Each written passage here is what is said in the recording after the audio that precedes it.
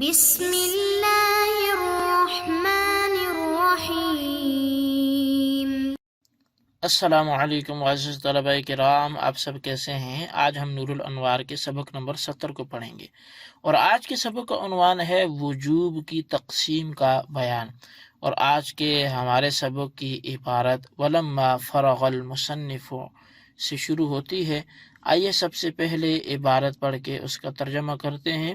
اس کے بعد باقاعدہ سبق کی وضاحت کی طرف بڑھتے ہیں۔ مصنف علیہ رحمہ لکھتے ہیں ولما فرغ المصنف عن بیان التکرار وعدمه شرع فی تقسیم الوجوب، پس جب مصنف تکرار کے بیان سے اور عدم تکرار کے بیان سے فارغ ہوئے تو آپ وجوب کی تقسیم میں شروع ہو گئے۔ فقال وحکم الامر نوعان اداء وهو تسلیم عین الواجب بالامر، تو پس آپ نے فرمایا کہ امر کے حکم کی دو قسمیں ہیں، ایک ادا ہے اور وہ عین واجب کو امر کے ساتھ سپرد کرنا ہے، یعنی ما ثبت بالامر وهو الوجوب نوعان وجوب اداء ووجوب قضاء، فالاداء هو تسلیم عین ما وجب بالامر، یعنی کہ وہ جو امر سے ثابت ہوتا ہے اور وہ وجوب ہے تو اس کی دو قسمیں ہیں، ایک ہے وجوب ادا اور دوسرا ہے وجوب قضا۔ پس جو وجوب ادا ہے وہ عین ما واجب کو سپرد کرنا ہے، یعنی امر کے سبب جو واجب ہوا اس عین کو سپرد کرنا، یعنی اخراجہ من العدم الى الوجود فی الوقت المعین لہ، یعنی اس کے لیے جو مقررہ وقت ہے اس وقت میں اس کو عدم سے وجود کی طرف نکالنا۔ وَهَذَا هُوَ معنی التسلیم، یہی سپرد کرنے کا معنی ہے۔ وَإِلَّا فَالْأَفْعَالُ أَعْرَاضٌ لَا يَتَصَوَّرُ تَسْلِيمُهَا، ورنہ تو افعال جو ہیں وہ اعراض ہیں، لا يتصور تسلیمها، ان افعال کا سپرد کرنا، عرض کا سپرد کرنا یہ متصور نہیں ہے، اس کا سوچا نہیں جا سکتا۔ وقد ذکر فی اصول فخر الاسلام وغیرہ تسلیم نفس الواجب بالامر، اور تحقیق اصول فخر الاسلام وغیرہ میں جو ذکر کیا گیا ہے وہ نفس واجب کے سپرد کرنے کا ذکر کیا گیا ہے، تو وہاں نفس واجب کے سپرد کرنے کا ذکر کیا گیا ہے۔ فاعترض علیہ، تو پس اس پر اعتراض بھی پھر کیا گیا کہ بأن نفس الوجوب لا یکون بالامر بل بالوقت اجیبا، کہ بے شک جو نفس وجوب ہے وہ امر کے ساتھ نہیں ہوتا بلکہ وہ اس وقت میں ہوتا ہے کہ جس میں وہ واجب ہوا۔ بأن قولہ بالامر متعلق بتسلیم، اس لیے کہ ان کا بالامر کہنا یہ بالتسلیم کے متعلق ہے،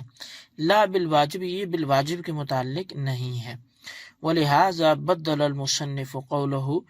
نفس الواجب بقولہ عین الواجب، یہی وجہ ہے کہ مصنف نے اپنے قول نفس واجب کو اپنے اس قول عین واجب سے بدل دیا ہے۔ لِيُعْلَمَ أَنَّ نَفْسَ الْوَاجِبِ أَوْ عَيْنَهُ كِنَایَةٌ عَنْ إِتْيَانِهِ فِي الْوَقْتِ، تاکہ اس بات کو جانا جا سکے کہ بے شک جو نفس واجب ہے یا عین واجب ہے یہ کنایہ ہے اس کو اس کے وقت میں ادا کرنے سے۔ فَلَا حَاجَةَ إِلَى زِيَادَةِ قَوْلِهِ فِي وَقْتِهِ كَمَا زَادَ الْبَعْضُ، تو پس یہاں کوئی حاجت نہیں ہے فی وقت ہی کے قول کے اضافے کی، جیسا کہ بعض لوگوں نے یہ اضافہ کیا ہے۔ وَقَضَى إِلَى قَوْلِهِ إِلَى مُسْتَحِقِّهِ لِأَنَّ قَوْلَهُ بِالْأَمْرِ يَدُلُّ عَلَى أَنَّ الْأَمْرَ هُوَ الْمُسْتَحِقُّ، اور اسی طرح اس کے قول الی مستحق ہی کی بھی اضافے کی ضرورت نہیں ہے، اس لیے کہ اس کے قول بالامر اس بات پر یہ قول دلالت کرتا ہے کہ آمر ہی مستحق ہے۔ جی طلبہ کرام، یہ ہمارے آج کے سبق کی عبارت اور اس کا ترجمہ تھا۔ اب آئیے اس کی وضاحت و تشریح کی طرف بڑھتے ہیں۔ صاحب نور الانوار ملا جیبن اللہ رحمہ نے فرمایا ہے کہ مصنف نے تکرار اور عدم تکرار سے فراغت کے بعد وجوب کی تقسیم فرمائی ہے۔ چنانچہ فرمایا کہ امر کے حکم کی دو قسمیں ہیں، ایک ادا ہے، دوسری قضا ہے۔ امر کے حکم سے مراد وہ ہے جو امر سے ثابت ہوتا ہے، اور امر سے وجوب ثابت ہوتا ہے۔ گویا وجوب کی دو قسمیں ہیں، وجوب ادا ہے، وجوب قضا ہے۔ وجوب ادا کی تعریف یہ ہے کہ جو چیز امر سے واجب ہوتی ہے بعینہ ہی اس کو سپرد کر دینا، یعنی اخراجہ من العدم الی الوجود سے ایک اعتراض کا جواب دیا جا رہا ہے۔ اعتراض یہ ہے کہ وجوب ادا کی تعریف میں لفظ تسلیم مذکور ہے، سپرد کرنا، اور تسلیم کہتے ہیں کسی شے کو اپنے پاس سے دوسرے کی طرف منتقل کرنا، اور واجب ایک وصف ہے جو ذمہ میں ہوتا ہے، اور اس کو ادا کرنا ایک فعل ہے، اور افعال اعراض کی قبیلے سے ہیں، اور اعراض انتقال کو قبول نہیں کرتے۔ لہٰذا جب واجب کو ادا کرنا فعل ہے اور افعال اعراض ہیں اور اعراض انتقال کو قبول نہیں کرتے،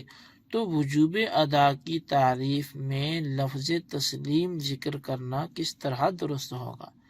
اس کا جواب یہ ہے کہ تسلیم کے معنی شے کو اس کے مقررہ وقت میں عدم سے وجود کی طرف نکالنے کے ہیں، اور یہ معنی وجوب ادا میں بھی پائے جاتے ہیں، کیونکہ مکلف فعل واجب کو اس کے مقررہ وقت میں عدم سے وجود میں لاتا ہے۔ پس جب تسلیم کے مذکورہ معنی وجوب ادا میں پائے جاتے ہیں تو وجوب ادا کی تعریف میں لفظ تسلیم کا ذکر کرنا درست ہے۔ صاحب نور الانوار کہتے ہیں کہ اصول فخر الاسلام اور دوسری کتابوں میں ادا کی تعریف ان الفاظ میں کی گئی ہے کہ تسلیم و نفس الواجب بالامر، یعنی